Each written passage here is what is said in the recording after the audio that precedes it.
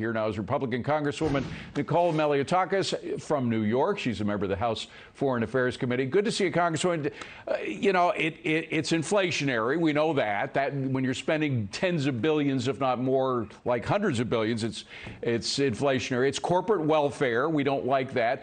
And on top of everything, it gives a lot of money to bureaucracies in Washington. Other than that, what's wrong with the bill?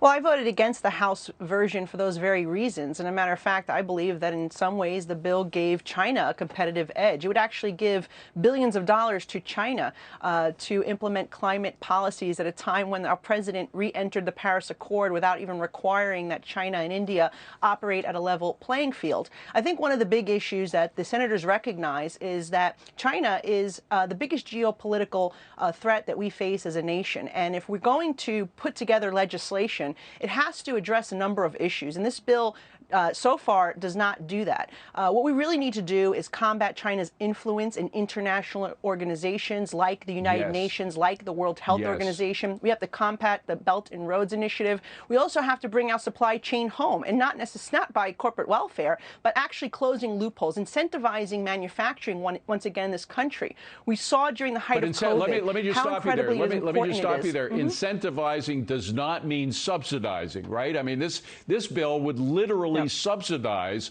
a lot of these Silicon Valley companies, and we know subsidies never end. Exactly.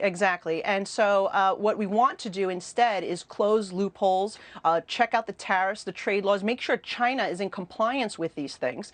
But we have to bring our supply chain home, and I think that's evident by what we faced during the COVID pandemic with the lack of PPE. It is what we're facing now with the chips and semiconductors that are lacking for automobiles and for electronics. And one of my biggest concerns is making sure that active pharmaceutical ingredients are made here in the United States. And I think by closing certain tax loopholes, we can do that once again. And I think it's incredibly important because if you look how Europe right now is so vulnerable regarding energy, dependent on Russia for energy needs, we could in the future be the same when it comes to pharmaceuticals that Americans rely on.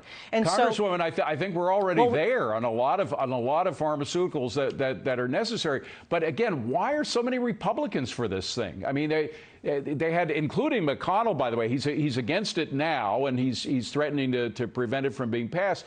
But he voted for it. Why are so many Republicans for something that sort of imitates the Chinese way of doing things? Yeah.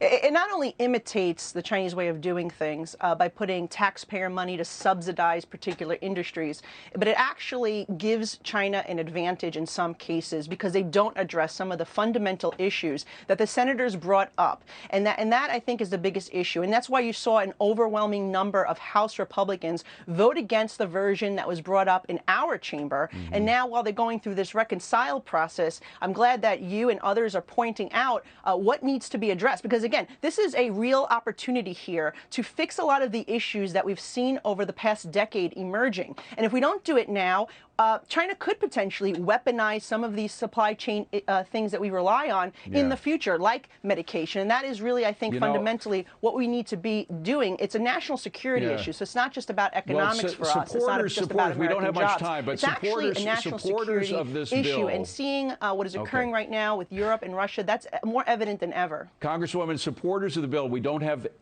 only have 10 seconds, are really playing hardball. They're calling McConnell playing on the side of the Chinese communists for being against the bill now.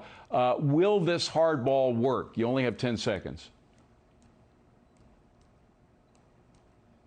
Oh, okay. I'm afraid we lost the Congresswoman. She was having trouble hearing us, but we thank her for her work, and we thank you for watching.